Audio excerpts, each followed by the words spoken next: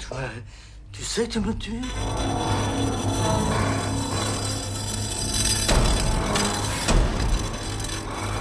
À qui c'est mon nez? Oui, oui. À qui c'est mes oreilles? Oui, oui. À qui c'est mon ventre?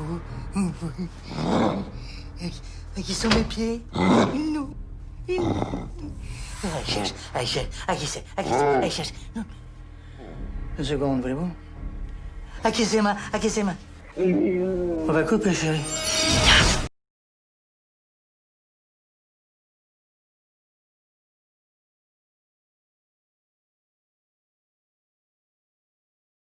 Bienvenue à cette présentation consacrée à l'histoire de la Suisse au XVIIIe siècle, intitulée Le temps des révolutions. Relativement épargnée par les guerres européennes durant les XVIIe et XVIIIe siècles, la Suisse peut apparaître à ce moment comme une Europe heureuse. L'Europe des mieux nourris, des mieux sécurisés, des mieux administrés et des plus cultivés. Pourtant, les mécontentements sont nombreux contre le système aristocratique qui s'est progressivement mis en place durant les siècles précédents. Les doutes vont faire naître des protestations toujours plus ouvertes et des révoltes toujours plus grandes. Pour la première fois de son histoire, le territoire de la Confédération suisse va être entièrement occupé par une puissance étrangère, la France, qui va imposer deux systèmes politiques inédits. Après la chute de l'Empire napoléonien, les puissances victorieuses vont restaurer l'ancienne Confédération sur des bases nouvelles, tout en lui imposant une neutralité qui va devenir indissociable de l'image de la Suisse moderne à travers le monde.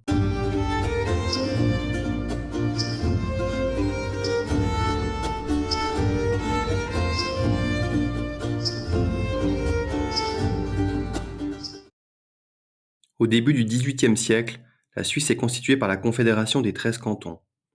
Ces États se sont progressivement unis entre le XIVe et le XVIe siècle par de nombreux traités et dominent un certain nombre de territoires, pays sujets ou bailliages communs. Il n'y a pas d'État suisse avec une armée, une monnaie et une justice commune. Il y a des armées, des monnaies, des lois et des États différents, d'un bout à l'autre du territoire. Les cantons et leurs alliés envoient des délégués à la Diète. On y discute des problèmes communs, mais sans pouvoir de décision pour l'ensemble du corps helvétique. Chacun des membres de la Confédération peut, en principe, agir comme bon lui semble. Mais en fait, la domination des cantons-villes sur les cantons-campagnes est nette. Des fortes rivalités, traces des guerres de religion, subsistent entre les cantons catholiques et les cantons protestants. Le pouvoir dans les cantons campagnards est centré sur la Landsgemeinde, assemblée populaire qui désigne le gouvernement et prend les décisions importantes. Dans les cantons-villes, par contre, le gouvernement est réservé à quelques bourgeois du chef-lieu. C'est en fait un gouvernement aristocratique. Cette élite vit du bénéfice des charges publiques ou de la terre, comme à Berne, Fribourg, ou du commerce et de l'artisanat, comme à Zurich, Bâle ou Saint-Gall. Les habitants qui ne sont pas originaires de la ville ne peuvent y exercer que certains métiers. Ils sont domestiques ou ouvriers artisans. Les populations des pays sujets ou des bailliages communs n'ont aucun droit politique. Les 400 000 sujets de Berne, Vaudois, Bernois de l'Oberland ou du Zélande, n'ont pas un mot à dire dans les décisions qui les concernent. Quelques-uns des 11 000 habitants décident pour eux. L'Ancien Régime en Suisse est donc également caractérisé par les privilèges et l'inégalité des conditions. La gabelle, la taille, l'impôt sur les épices, pour cette année, ça fait combien? 200 000 ducats, monseigneur. Mais l'année dernière, ça faisait beaucoup plus. Oui, mais la récolte avait été très bonne. Cette année, la récolte a été très mauvaise, alors il faut payer le double.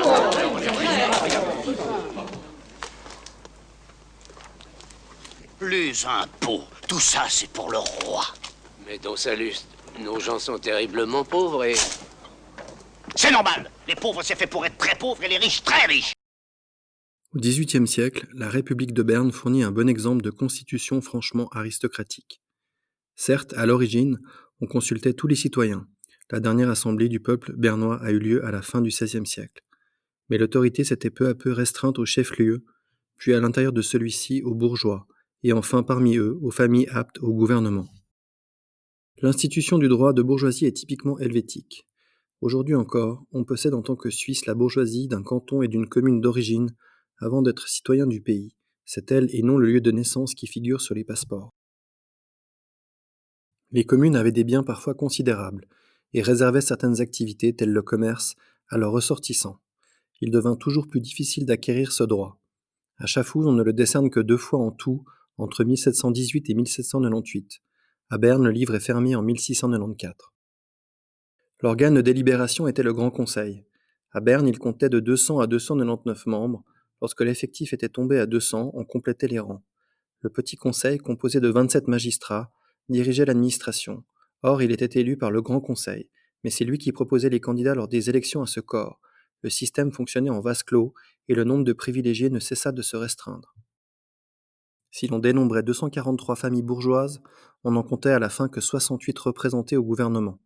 Quelques-unes, les Steiger ou les Wattenwyl par exemple, occupaient plus de 10 sièges au Grand Conseil bernois.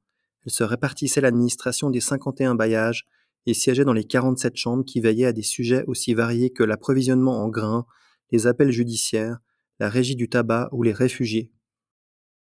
Le magistrat suprême bernois, Lavoyer, Schultheiss en allemand, était désigné pour éviter toute brille par un système compliqué unissant l'élection par les deux conseils, la cooptation et le tirage au sort. Enfin, les familles dirigeantes avaient acheté dans la campagne des droits seigneuriaux remontant au Moyen Âge.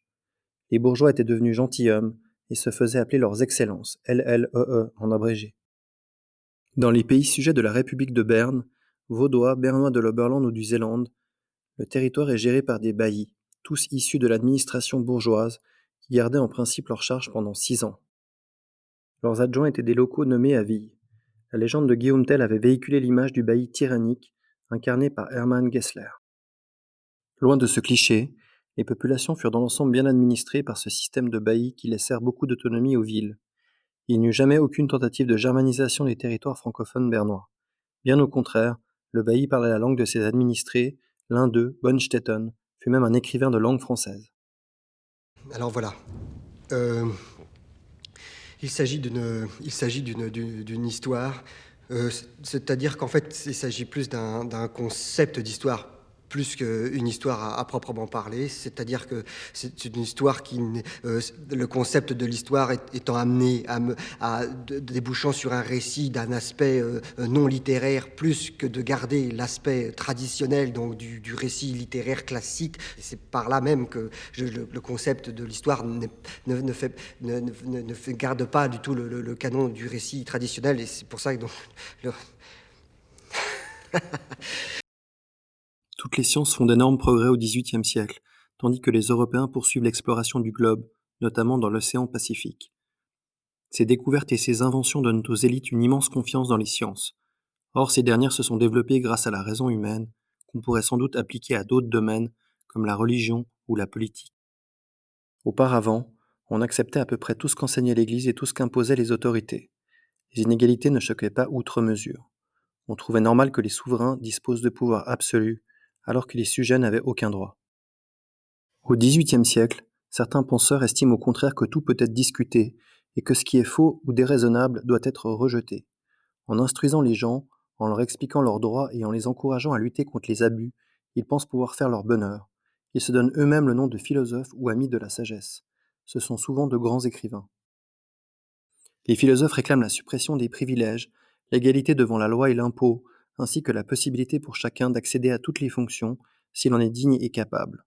Ils revendiquent le respect des libertés fondamentales, à commencer par la liberté personnelle, qui garantit aux citoyens de ne pas être arrêtés sans qu'ils sachent pourquoi et sans qu'il ait la possibilité de se défendre. Ils réclament aussi la liberté de penser, la liberté d'expression et la protection de la propriété.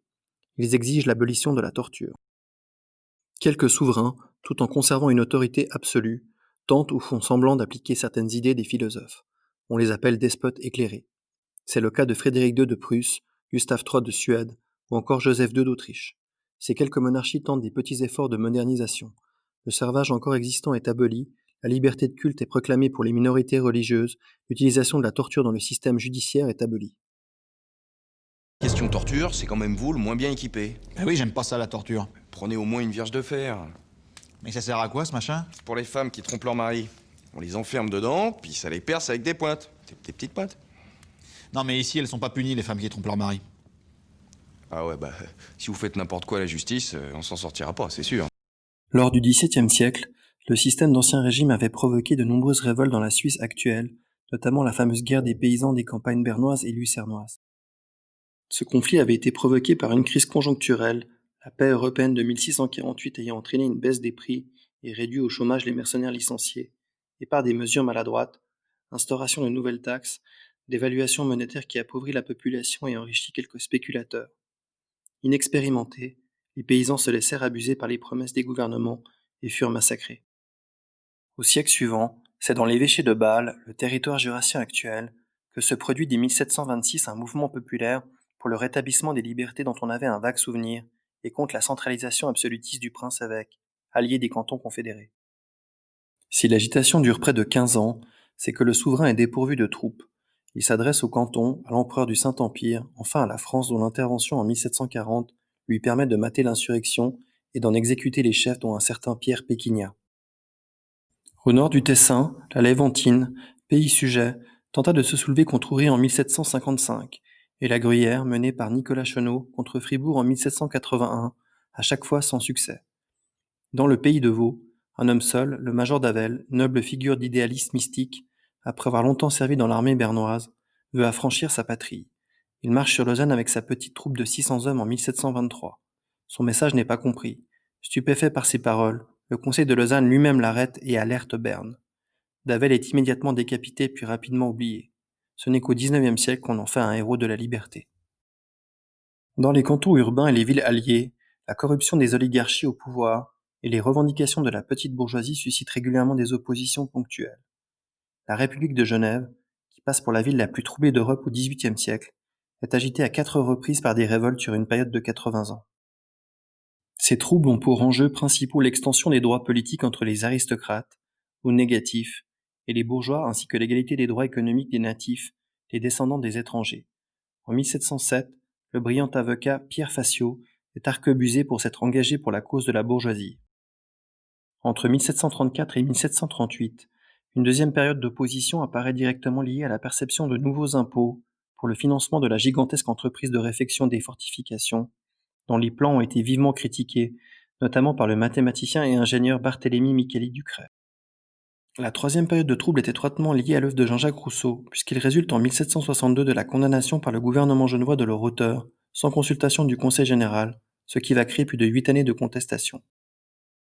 Enfin, une quatrième et dernière période révolutionnaire éclate en 1782 suite à une émeute qui chasse les aristocrates du pouvoir. Une coalition de troupes françaises, sardes et bernoises, assiège la ville puis provoque l'exil des meneurs. La plupart se réfugièrent à Paris, où ils participèrent activement à la Révolution française à partir de 1789. En 1749 à Berne, un certain Samuel Enzi participe avec une soixantaine de conjurés à la rédaction d'un manifeste critiquant l'état politique de la République bernoise et demandant le rétablissement des antiques constitutions, notamment celles du XIVe siècle, quand la souveraineté appartenait encore à l'ensemble de la bourgeoisie. Avant même qu'une stratégie ne soit élaborée, la conspiration est éventée. Le gouvernement mobilise la troupe. Le mouvement est rapidement démantelé par de lourdes peines de bannissement et l'exécution des meneurs dont Enzi. La légende veut que le bourreau ait dû s'y reprendre à 2 fois, et qu'Enzi lui ait crié avant le coup fatal « Tout est corrompu, même le bourreau ». L'événement n'échappe pas aux commentaires de la presse étrangère étonnée de tant de sévérité. Vous voulez enquêter sur moi, faites vos jeux et que la chance vous sourie. Je prends mon petit déjeuner à 300 mètres de 4000 cubes informés pour avoir ma peau, alors ne croyez pas une seconde que vous pouvez venir ici, brandir votre badge et me faire trembler.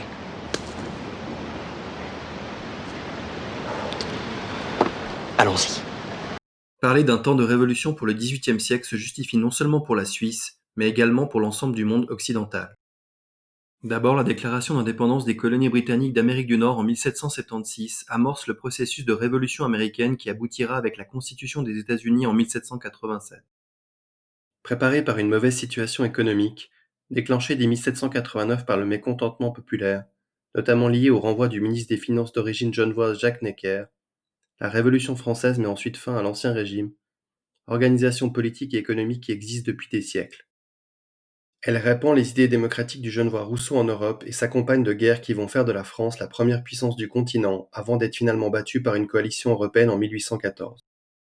La fragilité de la Confédération suisse va se révéler lors des événements de la Révolution française. On peut même s'étonner qu'il se soit écoulé 9 ans entre la prise de la Bastille et la chute de Berne en 1798.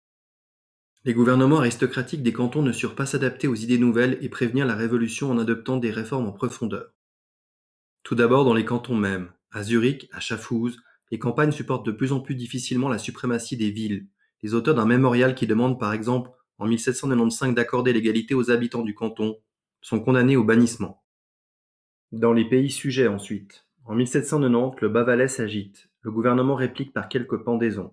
Dans le pays de Vaud, des voix s'élèvent pour qu'on rétablisse les États de Vaud, vieille institution savoyarde tombée en désuétude. Par les Suisses de l'étranger aussi. Les soldats mercenaires, dans les lettres aux familles, répandent les nouvelles de France. Fait plus grave, un régiment, non soldé, se mutine à Nancy en 1790. Les leaders sont pendus. À Paris, des Suisses et des Genevois en exil fondent un club helvétique qui participe aux événements de la Révolution française. Le massacre des gardes suisses le 10 août 1792 lors de la prise du palais des Tuileries par les révolutionnaires parisiens souleva dans tout le pays une vive émotion. Il brisait 3 siècles d'alliance. L'historiographie traditionnelle a fait du massacre du 10 août 1792 un moment glorieux de l'histoire du service à l'étranger.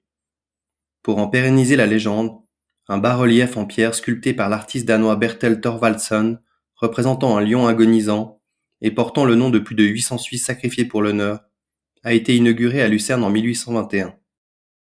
Les historiens ont par la suite démontré qu'en réalité moins de 300 soldats et officiers avaient péri à la suite de cet épisode sanglant.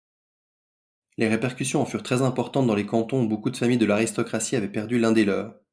Humiliés et consternés, certains ont pensé à des représailles encouragées par l'Autriche. Toutefois, les cantons ne se joignirent pas à la première coalition contre la toute nouvelle République française.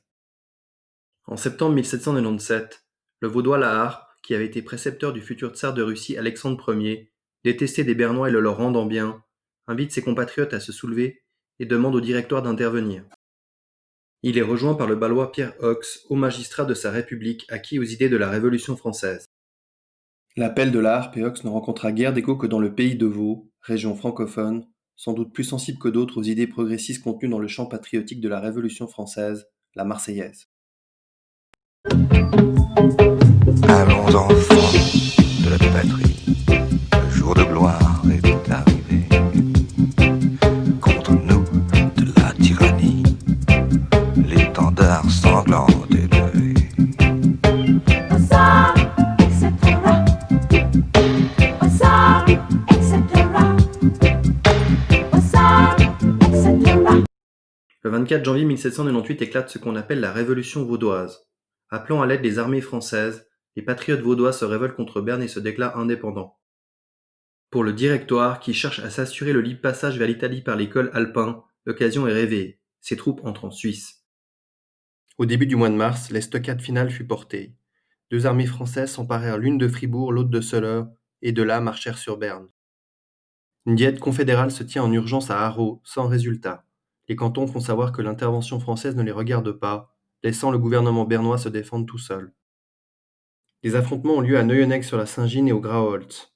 Des pourparlers ont lieu, permettant aux Français de recevoir des renforts décisifs. L'après-midi du 5 mars, les troupes françaises entrent dans la ville de Berne, qui n'avait jamais été occupée par une armée victorieuse depuis 5 siècles. Le trésor de la ville ainsi que les 3 ours de la fosse sont emmenés par les Français à Paris. Le double ducat frappé de l'ours de Berne circule en Égypte 2 ans plus tard lors de l'expédition de Bonaparte.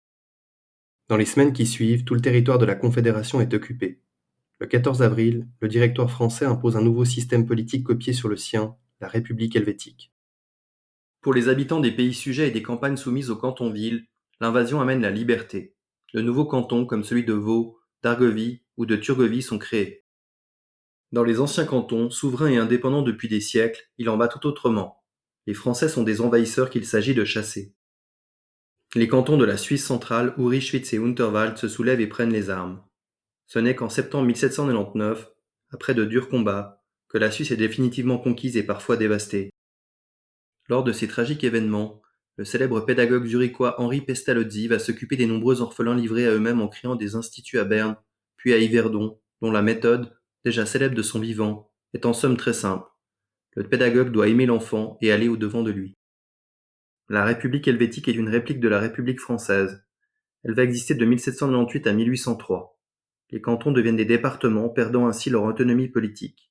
Le gouvernement est pour la première fois centralisé. Un directoire de 5 membres dirige le pays, les lois sont faites par 2 chambres sur le modèle français. On n'est plus bernois, balois ou vaudois, mais citoyen helvétique. La loi est égale pour tous et partout. C'est la centralisation qui pose le plus de problèmes. Les habitants des cantons de l'Ancien Régime ont l'habitude de se gouverner eux-mêmes, avec des dirigeants proches d'eux, géographiquement et culturellement. Instituer un gouvernement unique et des lois semblables pour tous rompt trop brutalement les habitudes et les usages politiques. Le nouveau régime ne tient aucun compte des différences dans un pays où cohabitent pourtant des langues, des confessions et des coutumes diverses. La Suisse fut également durant cette période un théâtre d'opérations entre les armées européennes. 2 batailles eurent lieu sous les murs de Zurich. En juin 1799, les Autrichiens l'emportèrent et les adversaires de la République helvétique relevèrent aussitôt la tête. 4 mois plus tard, le général français Masséna prenait sa revanche.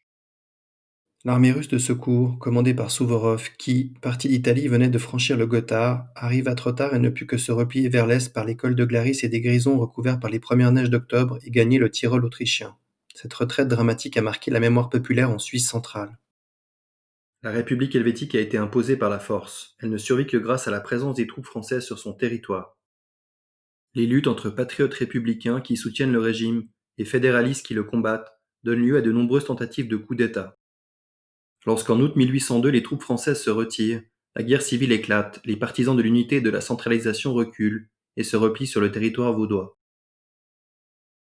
Le bilan de la République helvétique n'est toutefois pas entièrement négatif. À l'actif du régime, on peut inscrire la qualité de certains de ses serviteurs, tels l'Argovien Stapfer, le seul ministre de l'instruction publique que la Suisse ait jamais connu.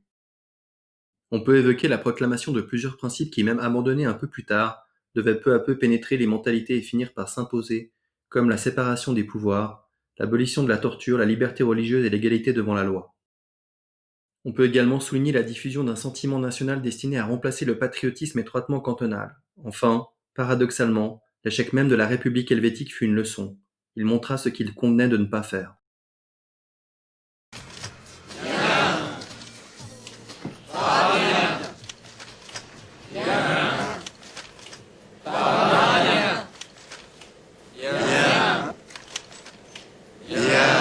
Non, pas bien. Il y a le gars qui fume dans le rétro.